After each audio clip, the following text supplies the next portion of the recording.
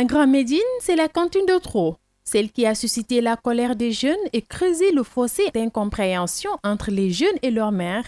Comme si les vieilles constructions, la promiscuité, les problèmes d'assainissement ne suffisent pas déjà comme problème à ce quartier. Aujourd'hui, difficile de faire entendre raison les jeunes qui accusent le maire de vendre à un privé leur espace jeune qui restait dans le coin. Ils sont énervés et ils le font savoir. Je suis au regret même de vouloir m'opposer à mon maire qui demeure être un ami, un frère et notre autorité dans le conseil municipal, en la personne de Banda Diop, et je le salue au passage. Je dis que le problème qui se pose, le conseil municipal avait fait une délibération autorisant le maire à la date du 13 février 2017 pour que le maire puisse signer une convention avec les GIE, Ndiaye et Baro, pour rénover le marché à poissons qui se trouvait à Grand Médine. Maintenant, ce qui se passe actuellement, ce que vous voyez sur ce plan-là, c'est l'ancien plan qui a été validé et que le conseil municipal a approuvé.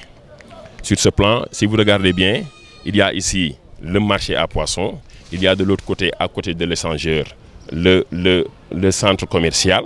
Le marché à poissons est assorti d'une chambre froide et on avait prévu pour le marché à poissons que les clients ne stationnent pas sur la route parce que ça, c'est une situation que l'État ne pourrait laisser continuer.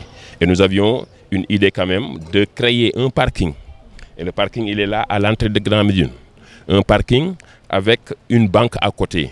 Pourquoi la banque? La banque, c'est pour que les femmes qui vont prendre ces étals-là, hein, si les femmes n'ont pas assez d'argent pour payer l'intégralité, quand même qu'il y ait là-bas une sorte de mutuelle ou bien PAMECAS, quelque chose comme ça, et que les femmes puissent verser au jour le jour. Et en plus, pour les retraits et les dépôts, que ces retraits-là et les dépôts-là se fassent à une distance minimale pour quand même minimiser les risques de circuler avec de l'argent. C'est ça qui était l'idée pour mettre là-bas une banque.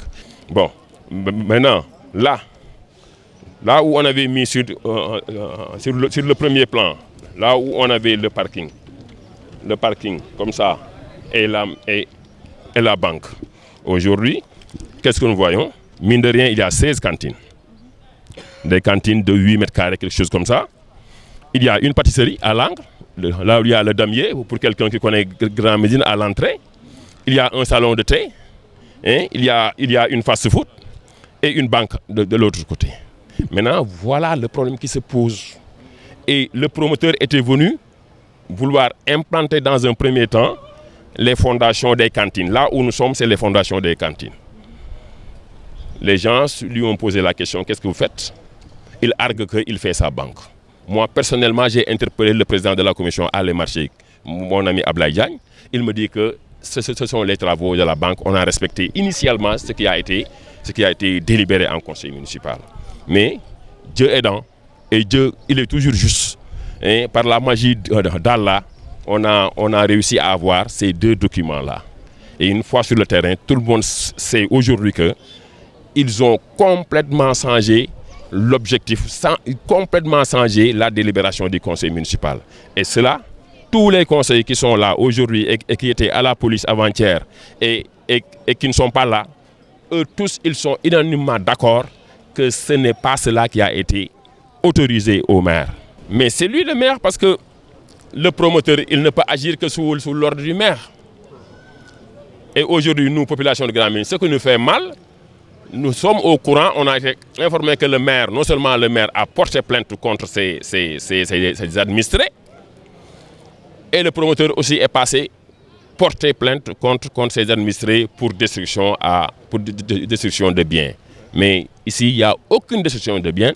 Le promoteur, il avait ici 10 tonnes de ciment et du fer. Les gens n'ont touché à aucun sac de ciment et à son fer. Le béton est là, vous pouvez le constater.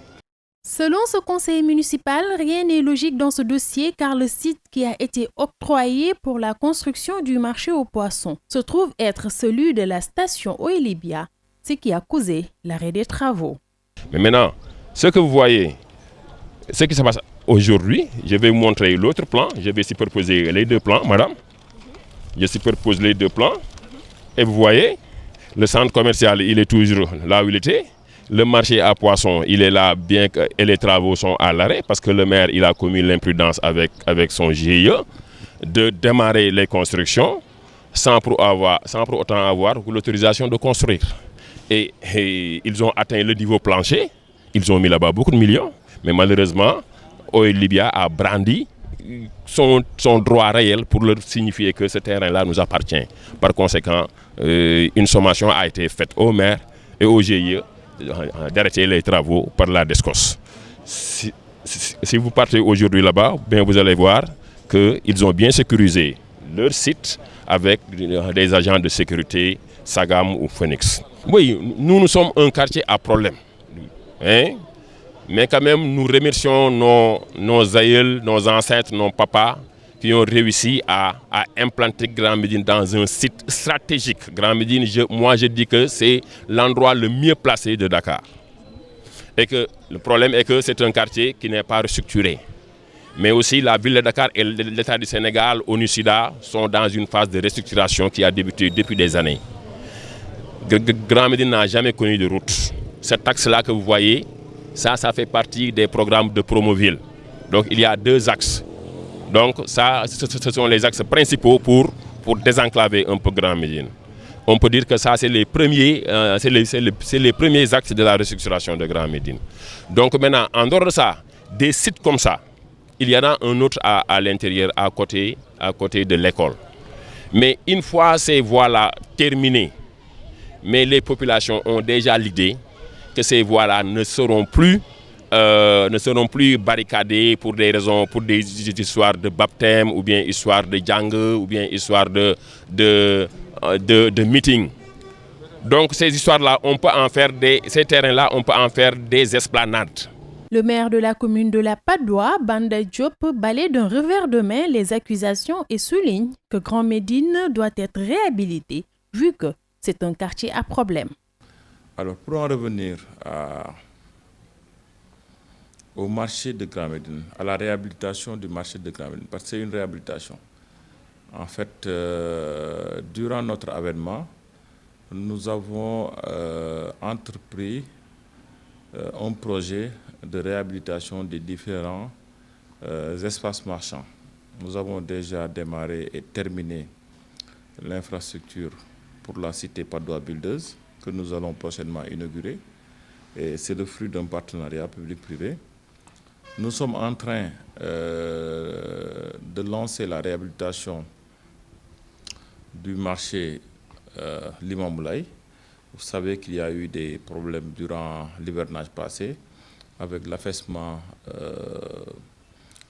d'une partie de la toiture. Aujourd'hui, nous avons réussi à faire adopter par le conseil municipal aussi une délibération, laquelle délibération va permettre dans les jours à venir de commencer la réfection. Mais avant ça, nous avons aussi entamé la réhabilitation du marché de poissons de Grand Médine, parce que naturellement, ce marché-là a existé et commence à durer. Mais vous savez que c'est un environnement qui est souvent sujet à beaucoup de difficultés, surtout de difficultés de mobilité, surtout l'installation spontanée. Et il y a même un problème d'assainissement, un problème de salubrité publique, parce que, en fait, ce n'est pas un environnement adéquat, en tout cas pour accueillir du public.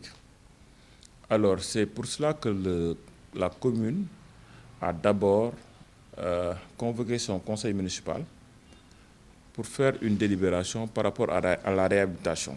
Mais vous savez que pour le cas du marché de Grand Médine, nous ne pouvons rien faire sans pour autant avoir l'avis de l'État du Sénégal, mais aussi de la Fondation Droit à la Ville.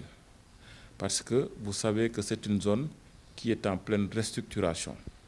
Et dans le cadre de cette restructuration-là, le seul espace, en tout cas marchand, qui était réservé, c'était l'actuel marché aux poissons. En tout cas, conscient que, effectivement, l'environnement n'était pas adéquat, la commune a entamé ce projet-là de connivence avec le conseil municipal, mais nous ne sommes pas limités là. Nous avons été voir les populations, c'est-à-dire les identités remarquables.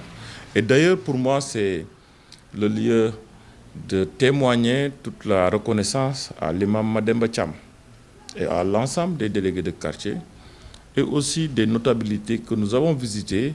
Et nous ne sommes même pas limités là, nous avons fait une projection communautaire pour présenter le projet et recueillir les avis des populations. En dehors de cela, nous sommes venus en conseil municipal le 13 février. Nous avons discuté et nous avons adopté le projet qui a été approuvé par l'autorité de l'État. Ça, c'était déjà le 13 février. J'ai fait un ordre de démarrage le 20 mars 2017. Et quand on a commencé le démarrage, l'exécution du projet, il y a eu un souci avec l'ancienne station Olibia, qui était un peu sous-jacente. Et il paraît-il même que vous avez même arrêté les travaux parce que le terrain là où vous avez fait le marché appartient à Non, on n'a pas arrêté les travaux. Nous avons reçu l'ordre d'arrêter les travaux parce que nous avons été arrêtés par la DESCOS sur demande de la société Olibia qui, au mois de juin, nous a signifié que nous étions en train de construire sur son site. Vous savez que la station Olibia est sous-jacente à la route. Nous avions commencé à construire derrière pour déloger les commerçants, pour ne pas arrêter l'exercice marchand, pour déloger les commerçants de ce côté-là. Et c'est quand nous avons commencé à construire que la société Olibia nous a dit que nous étions en train de construire sur son terrain. Vérification faite, entre-temps, la DESCO nous a demandé d'arrêter. Mais c'était un événement pour nous surprenant, d'autant plus que, comme je vous ai dit, nous avions déjà soumis notre projet de réhabilitation à la Fondation Droit à la Ville. Nous l'avions déjà soumis au CETUD qui, dans un temps record, nous avait dit effectivement c'est le seul espace marchand réservé dans le cadre de la restructuration foncière, parce que vous savez que la restructuration foncière fait qu'aujourd'hui, à Grand Médine, dans le cadre de la mise à niveau du PPAB, il y a des routes. Il y a une route qui prend effet à l'association Olibia et qui termine au stade de l'Amitié, et une autre route qui entre de l'autre côté. Bon, en fait, c'est deux routes qui sont amenées à assurer la circulation. Mais dans la contribution de la commune, nous avons aujourd'hui construit une salle de classe à l'école de Grand Médine, par exemple. Nous avons aussi construit une salle polyvalente au niveau du poste de santé, parce que c'est des contributions. Bon, en fait, moi, je ne fais pas dans la spéculation. Moi, je fais dans le concret. Moi, je suis chargé, en ce qui me concerne, de traduire en acte des délibérations du conseil municipal. Le conseil municipal a délibéré pour un centre, pour la réhabilitation du marché de poissons, ou bien pour la construction même d'un centre commercial de dernière génération.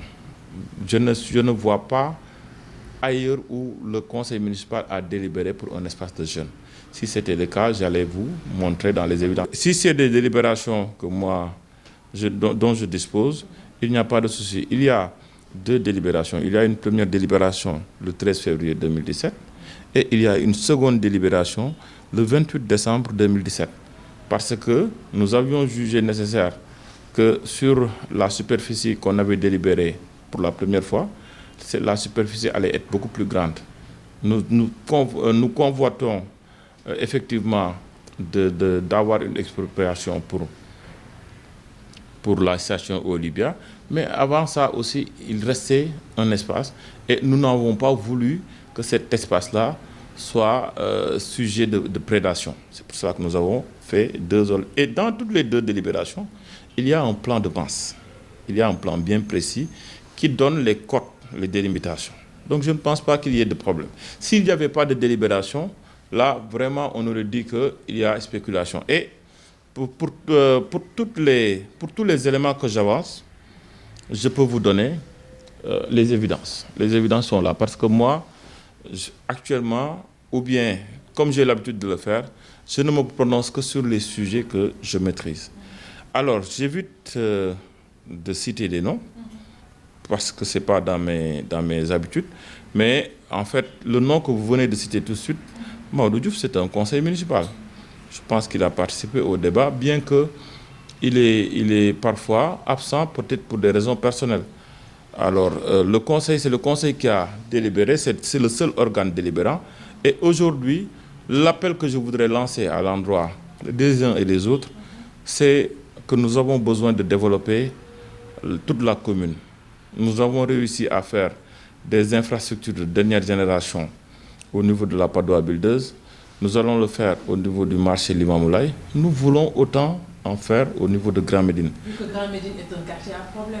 Vu que Grand Médine est un quartier à problème. Nous voulons vraiment moderniser l'environnement de Grand Médine. Après cet espace marchand-là, nous voulons en tout cas mettre la main sur l'assainissement. Vous savez que la question de l'assainissement pose problème à Grand Médine. Donc il faut que Grand Médine puisse vraiment émerger comme nous le souhaitons du reste pour toute la commune. Et il faut qu'elle puisse émerger dans des règles assez claires. Nous avons déjà délibéré et il ne faut pas que des esprits malveillants bloquent cette émergence-là. Grand Médine est l'un des 13 quartiers de la commune d'arrondissement de la Padoa. La commune est limitée au nord-est par la route des Niayes qui la sépare des Parcelles Assainies. À l'est par la route de Cambérène qui marque la limite avec Golfe Sud. Au sud, l'avenue Seydina Limamoulaye et l'autoroute 1 marquant les limites avec Grand Yoff et Hann Bel-Air. La partie ouest de la commune est constituée d'une zone humide et de culture maraîchère.